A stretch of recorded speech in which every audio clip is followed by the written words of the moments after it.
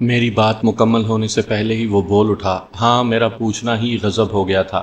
وہ چیخ کر بولی، تم کون ہوتے ہو مجھ پر نظر رکھنے والے؟ میں تمہاری نہیں، تمہارے باپ کی بیوی ہوں۔ یہ سوال کرنے کا حق میرے شوہر کو ہے۔ ٹھیک ہے، میں نے بڑی رسان سے کہا، اب ان حرکات کے بارے میں بھی بتا دو۔ عدالتی کارروائی کے دوران میں انداز اور زاویے کی بڑی اہمیت ہوتی ہے۔ ہر وکیل اپنے مطلب اور فائدے کے نکات کو اجاگر کرتا ہے اور مخالفانہ و نقصانوں و امور کو تاریک کنویں میں ڈالنے کی کوشش کی جاتی ہے۔ جو وکیل اس مقصد میں کامیاب ہو جاتا ہے، سمجھیں وہی کیس کو جیت لیتا ہے۔ ہم دونوں نے ایک ہی ایشو پر جرا کی، مگر وکیل استغاثہ نے مجرمانہ حملے والی دھمکی کو فلیش کیا کیونکہ اس سے استغاثہ کو تقویت ملتی، اور میں مقتولہ کی ان حرکات کو کھول رہا تھا جو در حقیقت اس جھگڑے کا سبب بنی تھیں۔ ملزم نے میرے سوال کے جواب میں مقتولہ کا کچا چٹھا کھول کر بیان کر دیا۔ یہ صفحات منوعاً اس تفصیل کے متحمل نہیں ہو سکتے، لہٰذا عقل مند کے لیے اشارہ ہی کافی کہ مستاق شعیب کی نظر میں شکیلہ کا کردار داغدار تھا۔ وہ اپنے شوہر سے بے وفائی کی مرتکب ہو رہی تھی۔ شعیب جب یہ سب بیان کر چکا تو میں نے سوال کیا، تمہارے والد نے اس روز تم دونوں کو ٹھنڈا کر کے معاملہ رفع دفع کروا دیا، اس کے بعد تم نے اس چاقو کا کیا کیا؟ کرنا کیا تھا؟ میں نے اسے اپنے پاس رکھ لیا۔ کیا یہ چاقو ہر وقت تمہارے پاس رہتا ہے؟ اس نے نفی میں گردن ہلائی اور قطعیت سے بولا، یہ چاقو میرے کمرے میں رکھا رہتا ہے۔ کمرے میں کس جگہ؟ بیڈ سائیڈ کی دراز میں۔ کیا مذکورہ روز بھی تم نے چاقو کو اسی دراز میں رکھا تھا؟ اس نے اسبات میں جواب دیا۔ میں نے پوچھا، مذکورہ دراز میں کوئی لاک وغیرہ بھی لگا ہوا ہے؟ جی نہیں۔ تم گھر سے باہر جاتے وقت اپنے کمرے کو لاک کرتے ہو؟ اس نے ایک مرتبہ پھر نفی میں سر ہلایا۔ اس کا مطلب ہے تمہاری غیر موجودگی میں کوئی بھی کمرے میں داخل ہو سکتا ہے۔ میں نے پرسوچ انداز میں کہا، پھر ملزم سے پوچھا، کیا 26 اکتوبر کے بعد سے تمہیں چاقو کی ضرورت پیش آئی؟ 28 اکتوبر کو جب ہم تینوں دوست شکار پر جا رہے تھے، گویا 26 اور 28 اکتوبر کے درمیان نہیں؟ جی نہیں۔ اس کا مطلب ہے تمہیں یہ بھی معلوم نہیں ہوگا کہ ان 2 دنوں کے دوران میں چاقو مذکورہ دراز کے اندر موجود تھا یا نہیں؟ میں نے تیز آواز میں ایک امکان ظاہر کیا۔ آپ بالکل ٹھیک کہتے ہیں، وہ تائیدی انداز میں بولا۔ میں چاقو کی موجودگی یا غیر موجودگی کے بارے میں وثوق سے کچھ نہیں کہہ سکتا۔ میں نے استفسار کیا، افراد خانہ کے علاوہ تمہارے گھر میں اور کس شخص کا زیادہ آنا جانا ہے؟ انکل فاروقی کا، اس نے اٹل لہجے میں جواب دیا۔ اس کے ساتھ ہی عدالت کا وقت ختم ہو گیا۔ فوزیہ 15 سال کی ایک سانولی سلونی لڑکی تھی۔ وہ میٹرک کی طالبہ تھی۔ گواہوں والے کٹہرے میں کھڑی وہ سہمی ہوئی نظر سے ایک ایک چہرے کو تک رہی تھی۔ عدالتی کارروائی کا آغاز ہوا تو اس کا حلفیہ بیان ریکارڈ کیا گیا، پھر وکیل استغاثہ جرح کے لیے اس کے کٹہرے کے پاس آ کر کھڑا ہو گیا۔ مس فوزیہ، اس نے سوالات کا سلسلہ شروع کرتے ہوئے کہا، کیا یہ سچ ہے تمہارا بھائی اور اس مقدمے کا ملزم شعیب مقتولہ یعنی تمہاری ستیلی ماں سے شدید نفرت کرتا تھا؟ فوزیہ نے ہچکچاہٹ آمیز لہجے میں جواب دیا، جی ہاں، یہ سچ ہے۔ اور تم؟ میں بھی شکیلہ کو پسند نہیں کرتی تھی۔ مجھے پتہ چلا ہے ملزم خاصا گستاخ اور خود سر لڑکا ہے۔ وکیل استغاثہ نے ایک خاص زاویے سے وار کیا۔ بزرگوں کا احترام اسے چھو کر بھی نہیں گزرا۔ ستیلی ماں تو رہی ایک طرف، وہ تو اپنے سگے باپ کو بھی خاطر میں نہیں لاتا۔ باپ بیٹے کے درمیان کئی جھڑپیں بھی ہو چکی ہیں اور گزشتہ کچھ عرصے سے ان میں بول چال بھی بند تھی۔ وکیل استغاثہ گواہ کو اس انداز سے گھس رہا تھا کہ میرے موکل کی ذات منفی بن کر ابھرے۔ فوزیہ نے تھوک نگل کر حلق تر کیا اور ٹھہرے ہوئے لہجے میں بولی، ہاں یہ حقیقت ہے کہ جب سے ابو نے دوسری شادی کی ہے، شعیب ان سے کھینچا کھینچا رہنے لگا تھا۔ شکیلہ کے حوالے سے ان میں تلخ کلامی بھی ہوتی رہتی تھی۔ بہرحال یہ شعیب کا ایک خاص رد عمل تھا، ورنہ عام حالات میں وہ صلح جو اور امن پسند ہے۔ آج تک ہم بہن بھائی میں کوئی بڑا کلیش نہیں ہوا۔ فوزیہ، معزز عدالت یہ جاننا چاہتی ہے تمہارے ابو کا مقتولہ کے ساتھ رویہ کیسا تھا؟ وکیل استغاثہ نے جرح کے سلسلے کو آگے بڑھاتے ہوئے کہا، بالکل نارمل، فوزیہ نے جواب دیا۔ اور مقتولہ کے بارے میں تمہارا کیا خیال ہے؟ وہ بھی ابو کے ساتھ ٹھیک ہی تھی، یعنی ان دونوں میں کوئی لڑائی جھگڑا نہیں ہوتا تھا؟ جی ہاں، میرا یہی مطلب ہے۔ وکیل استغاثہ نے فاتحانہ نظر سے میری جانب دیکھا اور جرح ختم کر دی۔ اپنی باری پر جج کی اجازت حاصل کرنے کے بعد میں فوزیہ والے کٹہرے کے نزدیک پہنچ گیا۔ میں چند لمحے نرم نگاہ سے فوزیہ کے خال و خط کا جائزہ لیتا رہا، پھر مہربان لہجے میں اسے مخاطب کیا، فوزیہ بیٹی، آج کل تمہاری پڑھائی کیسی جا رہی ہے؟ میں نے ہلکے پھلکے انداز میں جرا کا آغاز کیا تھا، جو کہ میرا مخصوص سٹائل بھی ہے۔ وہ برا سا منہ بناتے ہوئے بولی، آج کل تو سب کچھ ڈسٹرب ہو کر رہ گیا ہے۔ ہونا بھی چاہیے، میں نے اس بات میں سر ہلاتے ہوئے تائیدی انداز میں کہا، یہ کوئی معمولی واقعہ نہیں ہے۔ بہرحال، میں نے تھوڑا توقف کیا، پھر اضافہ کرتے ہوئے پوچھا، تمہاری اسکول ٹائمنگ کیا ہے؟ اس نے بتایا، میں روزانہ صبح 8 بجے گھر سے نکلتی ہوں اور دوپہر 2 بجے تک میری واپسی ہوتی ہے۔ ٹھیک ہے، میں نے رسانیت سے کہا، کیا وقوعہ کے روز یعنی 28 اکتوبر کو بھی تم اسکول جانے کے لیے صبح 8 بجے ہی گھر سے نکلی تھی؟ اس نے اس بات میں جواب دیا۔ میں نے استفسار کیا، اس وقت گھر میں اور کون کون موجود تھا؟ سبھی تھے۔ سبھی کون؟ ابو، شکیلہ اور شعیب۔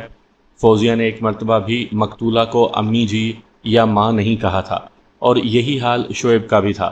یہ انداز بڑے واضح طور پر بتاتا تھا کہ وہ دونوں بہن بھائی اپنی ستیلی ماں کے لیے کس قسم کے جذبات رکھتے تھے۔ میں نے جرا کے سلسلے کو دراز کرتے ہوئے سوال کیا، فوزیہ بیٹی، وقوعہ کے روز جب تم اسکول سے واپس گھر آئیں تو گھر میں کون کون موجود تھا؟ میرے طرز تخاطب نے فوزیہ کو خاصا حوصلہ دیا تھا۔ میں بڑی نرمی سے اسے بیٹی کہہ کر پکار رہا تھا، جس کے سبب وہ پر اعتماد نظر آنے لگی، ورنہ ابتدا میں وہ بڑی ڈری، سہمی اور گھبرائی ہوئی تھی۔ یہ سچ ہے کہ الفاظ میں بڑی طاقت ہوتی ہے۔ منفی الفاظ کی تاثیر تخریبی اور مثبت الفاظ کا اثر تعمیری ہوتا ہے۔ کاش دنیا بھر کے انسان تعمیری اور مثبت انداز میں سوچنے لگیں۔ میرے سوال کے جواب میں فوزیہ نے بتایا، کوئی بھی نہیں تھا سوائے شکیلہ کے، اور وہ اپنے بیڈ روم میں مردہ پڑی تھی۔ کیا 28 اکتوبر کو بھی تم 2 بجے دوپہر ہی واپس آئی تھی؟ جی ہاں، چند منٹ کے فرق سے لگ بھگ یہی وقت تھا۔ تم نے اس روز گھر کے اندر کیا دیکھا؟ وہ جواب دیتے ہوئے بولی، میں نے حسب معمول گھنٹی بجائی اور انتظار کرنے لگی کہ دروازہ کھلے۔ میری واپسی پر گھر میں عموماً شکیلہ ہی ہوتی تھی اور وہی دروازہ کھولتی تھی۔ اس دن جب 3 مرتبہ گھنٹی بجانے پر بھی اس نے دروازہ نہیں کھولا تو مجھے بے حد تشویش ہوئی۔ پہلے میں یہی سمجھی تھی کہ شاید شکیلہ واش روم وغیرہ میں ہو، لیکن جب مجھے دروازے پر کھڑے 10 منٹ گزر گئے تو میں نے دروازے کے ہینڈل کو گھمایا۔ وہ چند لمحات کو سانس لینے کی غرض سے رکی، پھر اضافہ کرتے ہوئے بتانے لگی، یہ میرا ایک غیر ارادی اور اضطراری عمل تھا، اور اس عمل کے رد عمل نے مجھے حیرت میں ڈال دیا۔ ہینڈل گھماتے ہی دروازہ کھل گیا۔ میں نے اندر داخل ہونے کے بعد دروازہ بند کیا اور سیدھی اپنے کمرے میں پہنچی۔ میں بیگ کو اس کی مخصوص جگہ پر رکھ کر فارغ ہوئی تھی کہ مجھے عجیب سا احساس ہوا۔ میں اس احساس کو کوئی نام نہ دے سکی، بس مجھے یوں لگا جیسے گھر کے اندر کوئی گڑبڑ ہے۔ دروازہ کھلا پا کر مجھے جو حیرت ہوئی تھی وہ یک بہ یک گہری تشویش میں بدل گئی، اور یہی تشویش بے ساختہ مجھے شکیلہ کے کمرے تک لے گئی۔ لاشعوری طور پر شاید میں یہ سوچ رہی تھی کہ اگر اس گھر میں کوئی واقعی گڑبڑ ہوئی ہے تو وہ یقیناً شکیلہ کے ساتھ ہوئی ہوگی، کیونکہ اس وقت گھر میں شکیلہ کے سوا اور کوئی نہیں ہوتا۔ میں اس کے بیڈ روم میں پہنچی اور پھر وہاں کے منظر نے مجھے دہلا کر رکھ دیا۔ وہ ایک جھرجھری لے کر خاموش ہو گئی۔ بیٹی، میں نے اسے حوصلہ دینے والے محبت بھرے لہجے میں پکارا، اپنے ذہن پر زور دو اور پورے ہوش و حواس سے بتاؤ کہ تم نے مقتولہ کے بیڈ روم میں کیا منظر دیکھا تھا۔ اس نے تھوڑا تامل کیا، پھر مضبوط لہجے میں بولی، کمرے میں خصوصاً بیڈ پر بڑی افراتفری کے آثار تھے۔ شکیلہ کا لباس جگہ جگہ سے پھٹا ہوا تھا اور اس کے چہرے کی حالت۔ اس نے ایک مرتبہ پھر جھرجھری لی اور بیان کو آگے بڑھاتے ہوئے بولی، یوں محسوس ہوتا تھا جیسے کسی نے بڑی فرصت میں بیٹھ کر اس کا حلیہ بگاڑنے کی کوشش کی ہو۔ میں نے ایسا بھیانک منظر اپنی زندگی میں پہلے کبھی نہیں دیکھا تھا۔ کسی نے بے انتہا صفاقی اور بربریت کا مظاہرہ کیا تھا۔ یہ تو مجھے بعد میں پتہ چلا کہ شکیلہ کے چہرے کو ظلم و ستم کا نشانہ بنانے سے پہلے گلا گھونٹ کر اسے موت کے گھاٹ اتار دیا گیا تھا۔ وہ خاموش ہوئی تو میں نے استفساریہ انداز میں کہا، فوزیہ بیٹی، تم نے وقوعہ کے روز مقتولہ کے بیڈ روم میں جو کچھ دیکھا، اس تمام تر کی ذمہ داری استغاثہ نے تمہارے بھائی شعیب پر ڈالی ہے۔ اسی سبب وہ ایک ملزم کی حیثیت سے اس وقت کٹہرے میں کھڑا ہے۔ تمہارا کیا خیال ہے؟ جی، اس نے الجھن زدہ نظر سے مجھے دیکھا۔ میں نے وضاحت کرتے ہوئے کہا، میرا مطلب ہے، کیا تم بھی ایسا ہی سمجھتی ہو کہ یہ سب شعیب کا کیا دھرا ہو سکتا ہے یا کیا دھرا ہے؟ نہیں، اس نے قطعیت سے نفی میں گردن ہلائی۔ بھائی ایسا نہیں کر سکتا۔ تمہارے خیال میں ایسا کون کر سکتا ہے؟ میں اس بارے میں کوئی اندازہ نہیں لگا سکتی۔ ٹھیک ہے، میں نے عام سے لہجے میں کہا، پھر زاویہ سوالات میں تھوڑی تبدیلی لاتے ہوئے پوچھا، وقوعہ کے روز تم نے مقتولہ کے بیڈ روم میں جو اندوہناک منظر دیکھا، اس نے تمہارے اعصاب کو بری طرح جھنجھوڑ کر رکھ دیا ہوگا۔ میں نے رک کر فوزیہ کی آنکھوں میں جھانکا، اس نے اس بات میں گردن ہلائی تو میں نے مزید کہا، اس اعصاب شکنی کی کیفیت میں تم نے سب سے پہلا کام کیا کیا؟ میں اس وقت بے حد گھبرائی ہوئی تھی، فوزیہ نے جواب دیا۔ میری سمجھ میں کچھ نہ آیا تو میں نے فوراً ابو کو فون کر دیا، پھر اپنے کمرے میں دبک کر رونے لگی۔ تم نے اپنے ابو کو کیا بتایا تھا؟ میں نے کہا تھا شکیلہ اپنے بیڈ روم میں مردہ پڑی ہے۔ تمہیں کیسے پتا چلا کہ تمہاری ستیلی ماں دنیا میں باقی نہیں رہی؟ یہ محض میرا ایک اندازہ تھا جو میں نے اس کی حالت کے پیش نظر قائم کیا تھا، وہ ٹھہرے ہوئے لہجے میں بولی، اور ازاں بعد میرا یہ اندازہ درست بھی ثابت ہوا۔ میں نے سوال کیا، تم نے لگ بھگ کتنے بجے اپنے ابو کو فون پر اس واقعے کی اطلاع دی تھی؟ 2:15 بجے، اس نے جواب دیا۔ میں نے پوچھا، اور تمہارے ابو گھر کب پہنچے تھے؟ اس وقت 3 بجنے میں 10 منٹ باقی تھے۔ کیا وہ اکیلے ہی گھر آئے تھے؟ نہیں، ان کے ساتھ انکل فاروقی بھی تھے۔ وہی انکل فاروقی نا جو تمہارے ابو کے گہرے دوست ہیں؟ میں نے تیکھے انداز میں پوچھا۔ اس نے برا سا منہ بنایا اور بولی، ہاں وہی۔ اس کے انداز نے واضح کر دیا کہ شعیب کی طرح وہ بھی زاہد فاروقی کو پسند نہیں کرتی تھی۔ میں نے اپنی جرح کے ایک نئے زاویے سے آشنا کرتے ہوئے فوزیہ سے استفسار کیا، ایک بات میری سمجھ میں نہیں آئی بیٹی، فاروقی تمہارے باپ کا بڑا گہرا دوست ہے، پھر شعیب اس سے نفرت کیوں کرتا ہے؟ شعیب کا خیال ہے انکل فاروقی ہمارے باپ کا دوست نہیں بلکہ ایک خطرناک دشمن ہے، جس نے دوستی کی آڑ میں ہمیشہ ابو کو نقصان ہی پہنچایا ہے۔ لیکن ابو شعیب کی بات سننے کو تیار نہیں ہے، اور باپ بیٹے میں یہی نقطہ جھگڑے کا باعث ہے۔ ہمارے ابو انکل فاروقی کے خلاف ایک لفظ نہیں سن سکتے۔ کیا تم اپنے بھائی کے خیالات سے اتفاق کرتی ہو؟ میرا خیال ہے بھائی کا موقف بالکل درست ہے۔ میں نے سنا ہے تمہارے باپ نے زاہد فاروقی ہی کی ایما پر شکیلہ سے شادی کی تھی۔ آپ نے بالکل ٹھیک سنا ہے۔ کیا اسی وجہ سے ملزم مقتولہ سے بھی نفرت کرنے لگا تھا؟ ہاں، ایک وجہ یہ بھی تھی۔ اور اس کے علاوہ؟ میں نے سوالیہ انداز میں جملہ ادھورا چھوڑ دیا۔ مطلب یہی تھا کہ اس کے علاوہ اور کون کون سی وجوہات ہیں؟ فوزیہ میرے مطلب کی تہہ تک پہنچ گئی اور نہایت ہی پرسکون لہجے میں بولی، شعیب کے شکیلہ سے نفرت کرنے کا سب سے بڑا سبب اس کے لچھن تھے۔ یہ جملہ ادا کرتے ہوئے فوزیہ کا لہجہ انتہائی زہریلا ہو گیا تھا۔ میں نے جلدی سے کہا، اب اس لفظ لچھن کی بھی وضاحت کر دو۔ اس نے گہری اور بوجھل سانس خارج کی اور بتایا کہ ان کی ستیلی ماں کے انداز و اطوار درست نہیں تھے۔ وہ بن سنور کر اکثر دروازے پر کھڑی رہتی اور یہی بات شعیب کو قطعی ناپسند تھی۔ اس کے دوستوں نے کئی مرتبہ اس حوالے سے شعیب کو شرمندہ بھی کیا تھا۔ شکیلہ کے طور طریقے خاندانی اور معزز لوگوں والے نہیں تھے۔ جب کبھی گھر میں زاہد فاروقی موجود ہوتا تو وہ عبدالباسط کو بھول بھال کر فاروقی کی خدمت میں لگی رہتی۔ گفتگو کے دوران میں وہ اکثر ہلکی بات بھی کر جاتی۔ وہ فاروقی سے بعض اوقات اتنی بے تکلف ہو جاتی کہ کوئی بھی غیرت مند شوہر اپنی بیوی کی ایسی حرکات کو برداشت نہیں کر سکتا۔ باسط اپنے دوست فاروقی پر اتنا اعتماد کرتا تھا کہ اس نے دوست کو کبھی ٹوکا اور نہ ہی بیوی کو کبھی روکا، مگر شعیب کا خون کھول کر رہ جاتا۔ اس نے اولین کوشش کے طور پر عبدالباسط سے بات کی، باپ نے اسے سوکھا سوکھا ٹہلا دیا۔ وہ مارکپ والے معاملے میں باپ سے کئی مرتبہ الجھ چکا تھا۔ اس بار بھی باپ نے اسے ہری جھنڈی دکھائی تو اس نے براہ راست مقتولہ سے بات کر لی، جس کے نتیجے میں مقتولہ نے اسے کھری کھری سنا کر لتاڑ ڈالا۔ اور 26 اکتوبر والا واقعہ اسی سبب پیش آیا تھا جب باسط نے بیچ بچاؤ کر کے انہیں کوئی انتہائی قدم اٹھانے سے روک دیا تھا۔ اسی نوعیت کی اور بھی کئی باتیں فوزیہ کی زبانی عدالت کے ریکارڈ پر محفوظ ہوئیں۔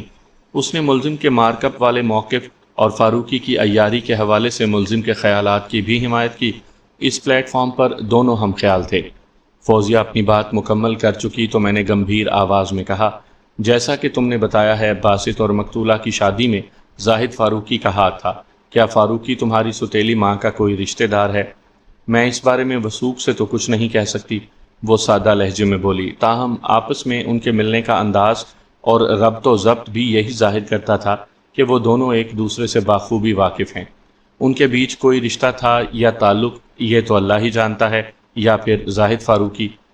ٹھیک ہے، جب مسٹر فاروقی کٹہرے میں کھڑا ہوگا تو میں اس سے یہ سوال ضرور پوچھوں گا، میں نے سرسری انداز میں کہا۔ پھر فوزیہ سے استفسار کیا، اس مقدمے کے ملزم اور تمہارے بھائی شعیب کا کہنا ہے کہ جس طرح ایک گہری سازش کے تحت فاروقی نے تم لوگوں کا 20 لاکھ کا بنگلہ محض 12 لاکھ میں ہتھیا لیا اور الٹا تمہارے باپ پر ایک احسان عظیم بھی چڑھا دیا۔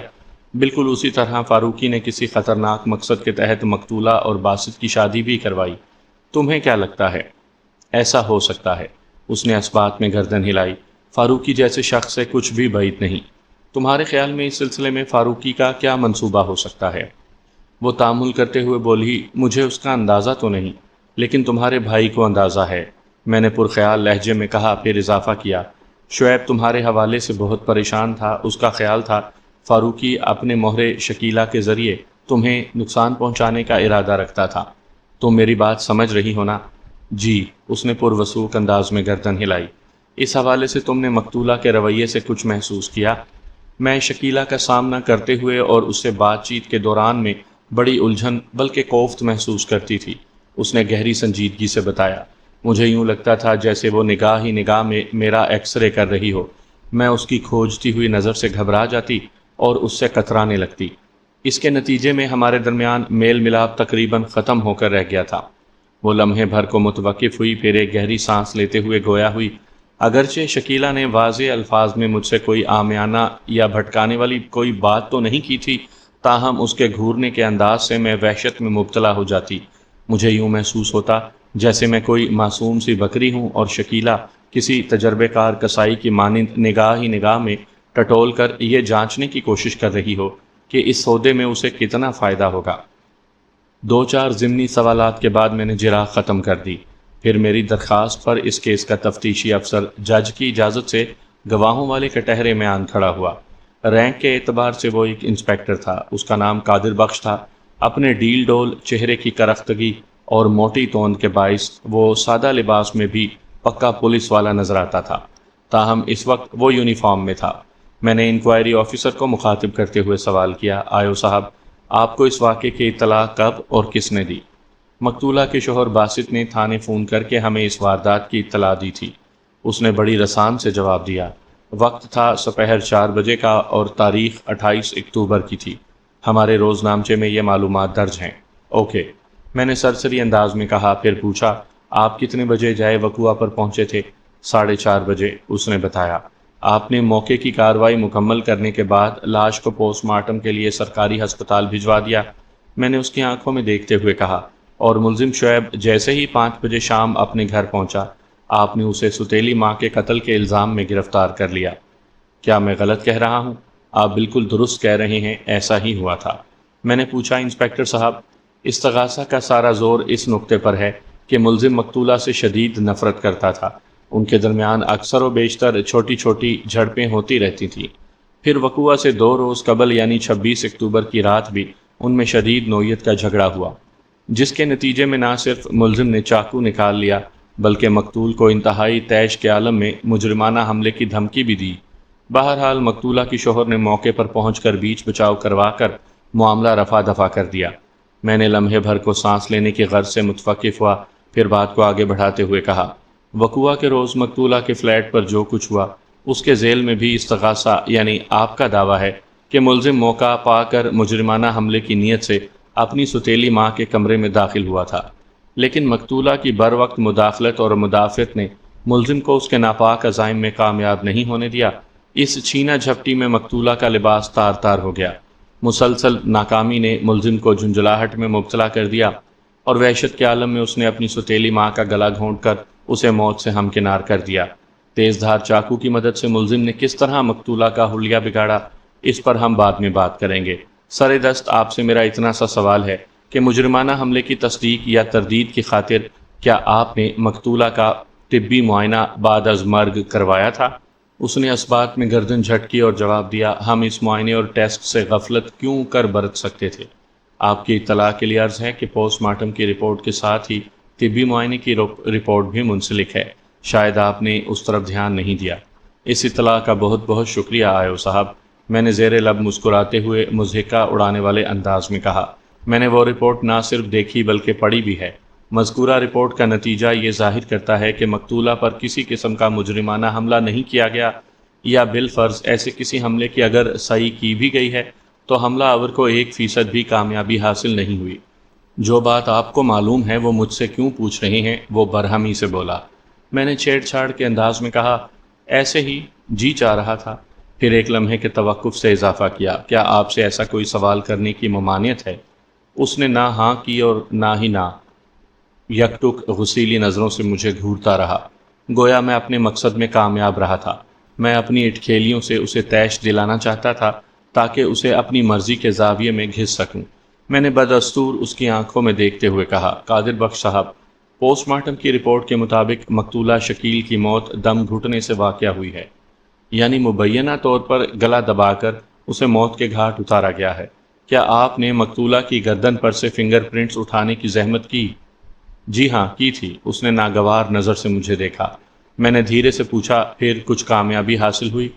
گردن پر سے ایف بی یعنی فنگر پرنٹس نہیں مل سکے، اس نے بتایا۔ اس کا کیا مطلب ہوا؟ یہی کہ ملزم نے دستانے وغیرہ پہن کر قتل کی واردات کی ہے۔ استغاثہ کے مطابق ملزم در حقیقت مجرمانہ حملے کی نیت سے مقتولہ کے بیڈ روم میں گھسا تھا۔ میں نے ایک ایک لفظ پر زور دیتے ہوئے کہا، اور اپنے مقصد میں ناکامی سے جھنجھلا کر اس نے مقتولہ کا گلا دبا دیا تو کیا؟ میں نے جملہ ادھورا چھوڑ کر معنی خیز نظر سے انکوائری آفیسر کو دیکھا اور اپنی بات کو مکمل کرتے ہوئے کہا، آپ یہ کہنا چاہتے ہیں کہ ملزم باقاعدہ ہاتھوں پر دستانے چڑھا کر اپنی ستیلی ماں کو فتح کرنے نکلا تھا؟ جی ہاں، بظاہر تو یہی نظر آتا ہے، اس نے عام سے لہجے میں کہا۔ میں نے کہا، بیڈ روم کی حالت بتاتی ہے قاتل اور مقتولہ کے درمیان اچھی خاصی دھینگا مچتی ہوئی تھی۔ مقصد کوئی بھی ہو، ایک بات تو طے ہے کہ اس چھینا جھپٹی میں ہی مقتولہ کا لباس تار تار ہوا تھا۔ آپ کے بقول واردات کے وقت ملزم نے اپنے ہاتھوں پر دستانے چڑھا رکھے تھے، اس کا مطلب ہے مقتولہ کے بدن کے کسی حصے پر ملزم کے فنگر پرنٹس نہیں پائے گئے ہوں گے۔ ظاہر ہے مقتولہ کے بیڈ روم میں وقوعہ کے وقت جو صورتحال رہی ہوگی اس میں کئی بار قاتل کے ہاتھ مقتولہ کے جسم سے مس ہوئے ہوں گے۔ ایک لمحہ سوچنے کے بعد تفتیشی افسر نے جواب دیا، آپ ٹھیک کہتے ہیں، واقعی مقتولہ کے وجود کے کسی بھی حصے پر ملزم کی انگلیوں کے نشانات نہیں ملے۔ دیٹس رائٹ، میں نے آیو کے گرد گھیرا تنگ کرتے ہوئے کہا، گویا آپ نے مقتولہ کے بدن کے مختلف حصوں سے ایف پی اٹھانے کی کوشش کی تھی؟ جی ہاں، یہ بہت ضروری تھا، وہ ٹھہرے ہوئے لہجے میں بولا۔ میں نے کہا، آیو صاحب، جیسا کہ آپ جانتے ہیں اور یہ واقعہ بھی ہے کہ قاتل نے مقتولہ کا گلا دبانے کے بعد اسے موت کے گھاٹ اتارا، لیکن اس پر بھی اس کے انتقام کی آگ سرد نہ ہوئی تو اس نے کسی تیز دھار آلے کی مدد، تیز دھار چاقو کی مدد سے، تفتیشی افسر نے میری بات کاٹتے ہوئے کہا۔ تھینک یو مائی ڈیئر، میں نے اپنے ہونٹوں پر زہریلی مسکراہٹ سجاتے ہوئے کہا۔ ہاں تو میں کہہ رہا تھا، قاتل نے تیز دھار چاقو کی مدد سے مقتولہ کے چہرے کو شدید نقصان پہنچایا۔ مقتولہ شکیلہ کے چہرے پر 8 انتہائی خطرناک کٹ پائے گئے ہیں۔ آپ نے اس تیز دھار چاقو کو برآمد کر لیا تھا۔ آپ سے میرا صرف اتنا سا سوال ہے کہ مذکورہ خون آلود چاقو آپ کو کہاں سے ملا تھا؟ ملزم کے کمرے میں سے، اس نے جلدی سے جواب دیا۔ کمرے میں کس جگہ سے؟ بیڈ سائڈ کی دراز میں سے۔ جب آپ ملزم کے بیڈ روم میں پہنچے تو کیا سائڈ کی دراز لاک تھی؟ جی نہیں، اس نے نفی میں گردن ہلائی۔ اور بیڈ روم کا دروازہ؟ وہ بھی ہمیں کھلا ہوا ملا تھا۔ اس کا مطلب ہے ملزم نے آپ کے بقول مقتولہ کا گلا گھونٹ کر اسے موت کے گھاٹ اتارا، پھر چاقو کی مدد سے اس کا حلیہ بگاڑا اور خون آلود چاقو کو اپنی دراز میں ڈال کر گھر سے نکل گیا۔ اس نے دراز کو بند کیا اور نہ ہی کمرے کو لاک کرنے کی ضرورت محسوس کی۔ میں نے ایک لمحے کو توقف کیا، پھر تفتیشی افسر کی آنکھوں میں دیکھتے ہوئے کہا، آیو صاحب، کیا خیال ہے؟ یہ کچھ عجیب سا نہیں لگتا؟ ہاں، اس سے ظاہر ہوتا ہے کہ ملزم خاصا بے پرواہ ثابت ہوا ہے، وہ اسبات میں سر ہلاتے ہوئے بولا۔ یہ اس کی صفاکی اور ڈھٹائی کا ثبوت بھی ہے۔ میں نے قدرے ترش لہجے میں کہا، آیو صاحب، خون آلود چاقو کی لیبارٹری رپورٹ سے پتہ چلتا ہے کہ اس کے پھل پر موجود خون مقتولہ ہی کا ہے۔ اس سے تو یہ ثابت ہو گیا کہ اسی چاقو کی مدد سے مقتولہ کے چہرے کو بھیانک نقصان پہنچایا گیا ہے۔ چاقو کے حوالے سے ایک اور اہم بات بھی تو سامنے آئی ہے کہ اگر آپ کی یادداشت، میں نے دانستہ جملہ ادھورا چھوڑ دیا۔ وہ جلدی سے بولا، بالکل بالکل، مجھے اچھی طرح یاد ہے، چاقو کے دستے پر ملزم کی انگلیوں کے نشانات کی شہادت ملی ہے۔ آپ یہ کہنا چاہتے ہیں چاقو استعمال کرتے وقت اس نے دستانے اتار لیے تھے؟ ہاں، وہ گڑبڑا گیا۔ میرا خیال ہے ایسا ہی ہوا ہوگا۔ خیال نہیں، حقیقت بیان کریں، میں نے درست لہجے میں کہا۔ معزز عدالت، خیالی قصے کہانیاں سننے کے موڈ میں نہیں۔ اس نے کنکھیوں سے جج کی طرف دیکھا اور مجھ سے مخاطب ہوتے ہوئے بولا، ملزم دستانے پہن کر مقتولہ کے کمرے میں گھسا۔ جب اسے اپنے مذموم عزائم میں ناکامی کا منہ دیکھنا پڑا تو وہ جھنجھلا کر اپنے کمرے میں آیا۔ میرا مطلب ہے وہ مقتولہ کا گلا دبا کر اسے ٹھکانے لگانے کے بعد اپنے بیڈ روم میں پہنچا۔ تفتیشی افسر خاصا نروس ہو رہا تھا۔ گھبراہٹ بھرے بیان کو آگے بڑھاتے ہوئے بولا، اپنے بیڈ روم میں پہنچ کر اس نے دستانے اتار پھینکے، دراز میں سے چاقو نکالا اور دوبارہ مقتولہ کے بیڈ روم میں پہنچ گیا۔ اس کے بعد ہی اس نے مقتولہ کے چہرے کو بگاڑا تھا۔ اتنا کہہ کر آیو نے الجھن زدہ نظروں سے جج کی جانب دیکھا۔ اس کے انداز میں اضطراب پایا جاتا تھا۔ اس کی آنکھوں میں موجود تاثرات بتاتے تھے وہ اس وقت کسی مشکل میں گرفتار تھا۔ میں نے اس کی مشکل کو بڑھاوا دیتے ہوئے کہا، گویا آپ یہ کہنا چاہتے ہیں کہ ملزم اپنے مقصد میں ناکامی کے بعد اس قدر طیش میں آ گیا کہ اس نے مقتولہ کا گلا دبا کر اسے ہمیشہ ہمیشہ کے لیے خاموش کر دیا، پھر اپنے کمرے میں پہنچا، دستانے اتار کر ایک طرف پھینکے اور چاقو کو لے کر دوبارہ مقتولہ کے بیڈ روم میں پہنچ گیا۔ میں نے اسی کے الفاظ دہراتے ہوئے اپنا کام جاری رکھا۔ ملزم نے بڑی بے دردی سے چاقو کے بہیمانہ وار کر کے مقتولہ کے چہرے پر ظلم کیا۔ ایک مرتبہ پھر وہ واپس اپنے بیڈ روم میں پہنچا، خون آلود چاقو کو بیڈ سائڈ کی دراز میں ڈالا اور خاموشی کے ساتھ گھر سے نکل گیا۔ Am I right? Right you are, وہ اسپاٹ لہجے میں بولا۔ میں نے چبھتے ہوئے انداز میں استفسار کیا، آپ نے تو وقوع کے روز پورے فلیٹ کی تلاشی لی ہوگی، خصوصاً 2 کمرے آپ کے مرکز نگاہ رہے ہوں گے، یعنی مقتولہ اور ملزم کے بیڈ روم۔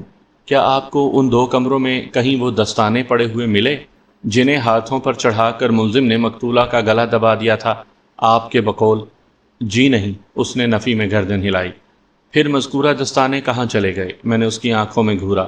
ملزم کے جانے اور اس کی بہن فوزیہ کے آنے کے درمیانی وقفے میں کوئی شخص فلیٹ کے اندر داخل نہیں ہوا۔ اگر ہوا بھی ہے تو اس کا کوئی ثبوت نہیں۔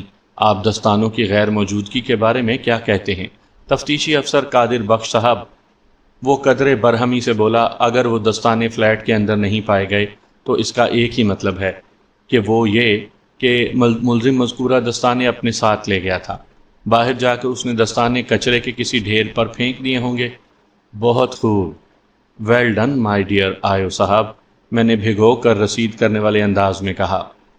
آپ کے عالمانہ تجربے نے دل خوش کر دیا، واقعی آپ تفتیش کی دنیا کے کنگ ہیں۔ شرلاک ہومز تو کمبخت آپ کے پاؤں کی دھول ہے۔ میرے طنزیہ اور زہریلے الفاظ نے اسے چونکا دیا، بلکہ سلگا دیا۔ غصیلے لہجے میں بولا، آپ یہ کس طرح کی باتیں کر رہی ہیں؟ میں نے مذاق والی کوئی بات تو نہیں کہی۔ پھر آپ کا انداز مضحکہ خیز کیوں ہے؟ آئی ایم سوری آیو صاحب، میں نے سینے پر ہاتھ رکھا اور سر کو ہلکا سا خم دیتے ہوئے کہا، اگر میرے کسی لفظ سے آپ کی دل آزاری ہوئی ہو تو میں اس کے لیے انتہائی معذرت خواہ ہوں۔ دراصل آپ نے بیک وقت 2 مختلف باتیں کی ہیں۔ کیا مختلف باتیں؟ اس کی برہمی میں ذرا کمی واقع نہ ہوئی۔ میں نے کہا، آپ میرے موکل کو ایک ہی وقت میں انتہائی احمق اور انتہائی چالاک ثابت کرنے کی کوشش میں ہیں۔ آپ کیا کہنا چاہتے ہیں؟ اس نے بے حد الجھے ہوئے انداز میں مجھے دیکھا۔ میں اپنے مقصد حاصل کرنے میں کامیاب رہا تھا۔ اس کا الجھنا میرے تیر کے ہدف پر بیٹھنے کی دلیل تھا۔ میں نے اس کے کانوں کے کیڑے جھاڑتے ہوئے کہا، میں یہ کہنا چاہتا ہوں کہ کیا میرا موکل اتنا ہی بے وقوف تھا کہ اپنے دستانے تو اس نے گھر سے باہر کسی کچرے کے ڈھیر پر پھینک دیے، لیکن اپنے جرم کا چیختا چنگاڑتا ثبوت، وہ خون آلود چاقو، اس نے بیڈ سائڈ کی دراز میں چھوڑ دیا تاکہ پولیس کو کسی قسم کی زحمت نہ اٹھانا پڑے اور وہ بآسانی اسے شکیلہ کے قاتل کی حیثیت سے گرفتار کر لے۔ میں ایک لمحے کو سانس لینے کی خاطر رکا، پھر چیخ سے مشابہ آواز میں کہا، how can it possible? Inquiry officer صاحب کو کوئی جواب نہ سوجھا اور بے حد گھبراہٹ بھرے انداز میں بغلیں جھانکنے لگا۔ اس کی کھسیاہٹ نے حاضرین عدالت کو چہ مگوئیوں پر مجبور کر دیا۔ شور قدرے بلند ہوا تو جج کو خاموشی واپس لانے کے لیے احکامات صادر کرنے پڑے۔ عدالت کا مخصوص وقت قریب الختم تھا۔ جج نے نگاہ اٹھا کر دیوار گیر کلاک کو دیکھا اور 1 ہفتے کے بعد کی تاریخ دے کر عدالت برخاست کر دی۔